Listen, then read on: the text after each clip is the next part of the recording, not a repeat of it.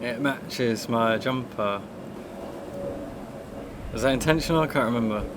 When I first heard about this book, I didn't really care about it, and then a few things happened. First, I started following Naoise Dolan on Twitter, and she's fantastic. She's such a savvy, fierce, playful, angry, awesome person to follow on Twitter. So I was like, I can't follow you on Twitter and not read your novel.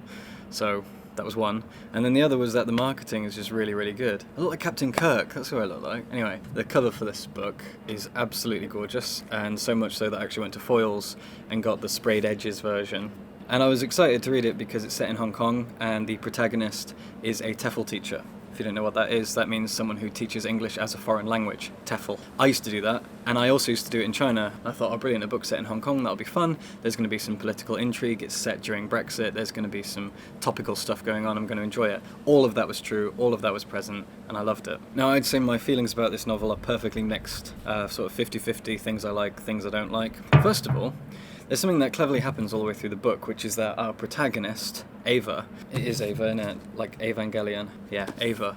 So our protagonist, Ava, is a TEFL teacher, but the majority of the narrative is about her falling in love with, sleeping with, having a relationship with two different people. One is this fucking tough English banker guy, and the other is a Hong Kong native woman who went to Cambridge and is now like a trainee lower level lawyer in her early 20s, and she's a fantastic character, Edith. So it's Edith and Julian.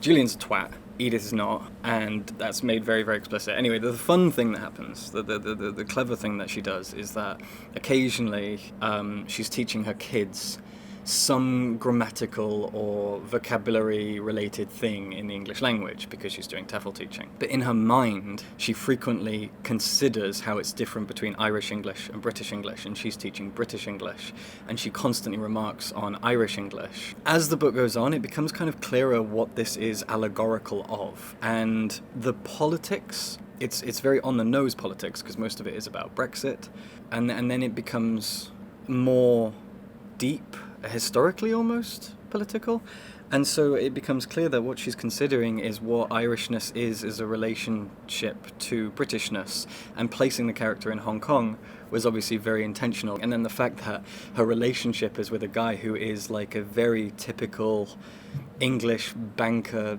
Oxford graduate twat, it makes for a really riveting setup and ongoing story. A problem that I have is that these characters are not overly interesting as people, other than Julian being a twat. And when I say twat, I really mean like he's kind of psychopathic. He has a lot of psychopathic tendencies in the sense that he's one of those people who enjoys facts and straightforwardness over emotion or feelings. He's kind of an incel in that regard, and it's not as much fun as you would think it would be to read a character like that for 200 plus pages. Edith is a much more engaging character, but even then she lacks a lot of oomph in her character. In her dialogue, Ava is a little bit lacking in the way that she communicates with other characters. However, that is part of her personality.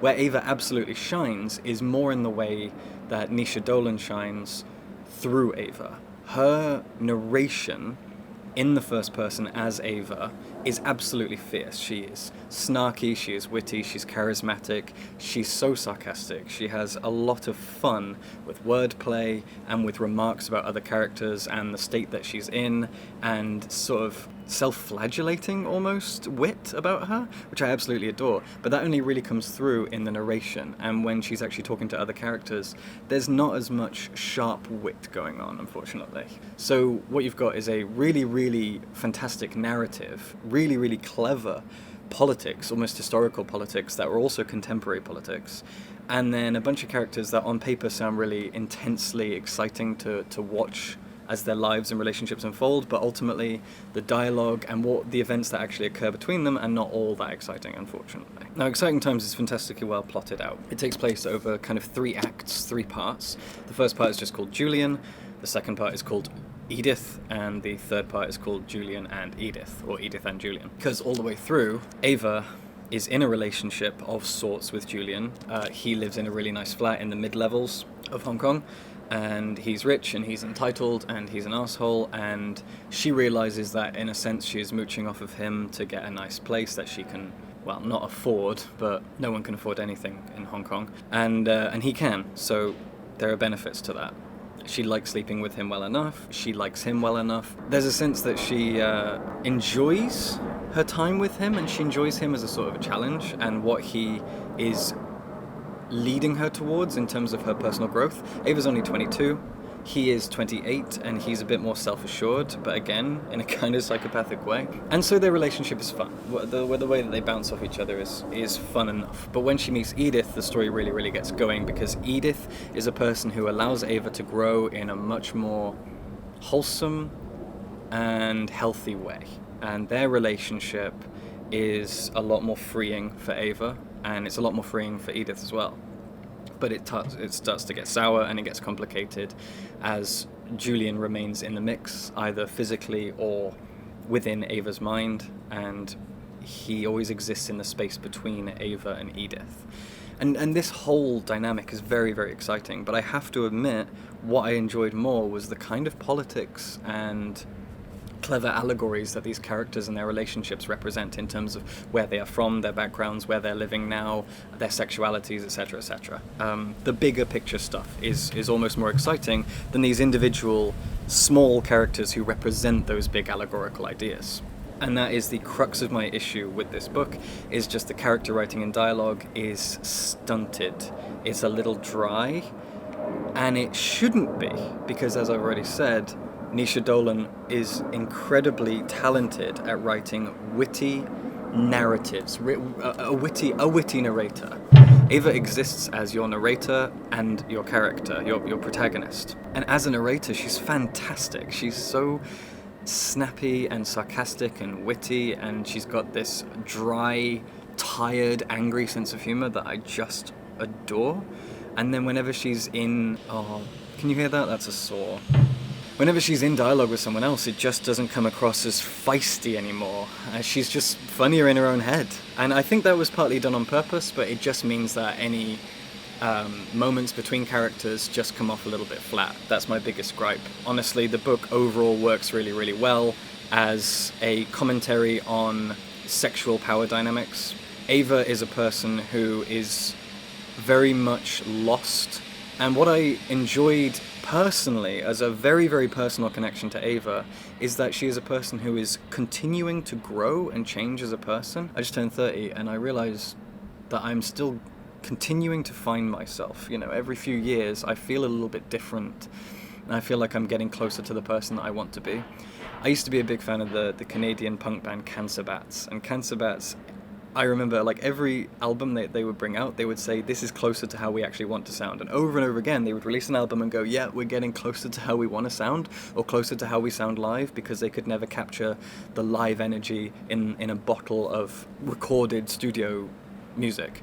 And that's kind of how I feel whenever every few years I think I'm getting closer to how I wish I was as a person. I'm feeling like I'm getting truer to myself. I'm digging into my core and figuring myself out a bit more.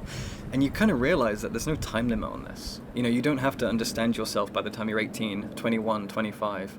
It's an ongoing process. We change, we grow. And Ava is a person who is very much figuring herself out as she goes. She's 22, she graduated from university, she's gone from Dublin to Hong Kong, and she's meeting new people and having new experiences, sexually, romantically, politically, professionally. She's discovering herself, and it is very much a journey of self-discovery as the story goes on, while also very smartly being allegorical of things like colonial politics and the effects of Britain on people through the English language, through their politics, their geopolitics, and through aggressive acts that we British have done forever. So it's a scathing commentary, but that scathing commentary is very subtly interwoven with the overall narrative of the book. My big gripe is that the characters just come off a little flat, especially in dialogue with one another. However, I will say one more thing in those characters' favour. Something that I absolutely adore is that Ava, especially towards the end of the book, spends a lot more time texting people imaginary notes. So she at first starts writing out what she wants to say to people in the notes section of her phone, and then later on, for reasons I won't talk about, she starts typing those into actual text messages. So the ... appears for the person who thinks that she's typing, or might check and see that she's typing, and then nothing ever comes up. She's constantly practicing what she wants to say to people, and it's this internal monologue. It's how she wants to sound, the confidence she wishes she had, the way that she wishes she could express herself. And that actually ties into the fact that in her head she has this fantastically witty narrative monologue going on that never comes through in the dialogue. It is very much reflective of who she wants to be, who she's growing into. My problem, again, is the fact that Edith and Julian do not have an excuse for being a little flat, other than the fact that Julian is a complete arsehole. But he's not a complete arsehole, and that's part of the depth of this book, is that she understands that he has complexities. His father, who's also in the book, is this Marxist professor who is complete opposite to his son, but also is kind of a champagne socialist, and so a lot of his Marxist ideas ring hollow based on what kind of a life he personally leads. I'm rambling now. There are things that there are issues that I have with this book, but they often get forgiven the more that I think about the context behind them, or the relationships and situations within the book. But it still doesn't solve the problem that a lot of the dialogue does come off flat, and that makes for a less enjoyable read. But overall, this is a book of big ideas, and it's astonishing that this is a debut novel. There's a lot that I really, really loved about Exciting Times. They certainly are exciting times. But there's just this one big gripe that just kept eating away at the book all the time. It has one large issue, and then many, many, many, many, many very, very small, fantastic, wonderful positives that creates this weird kind of odd balance within the narrative structure. Overall, I recommend this book hugely, but I do just feel disappointed in some of the lackluster dialogue. There you go. Exciting times. Yes, they are.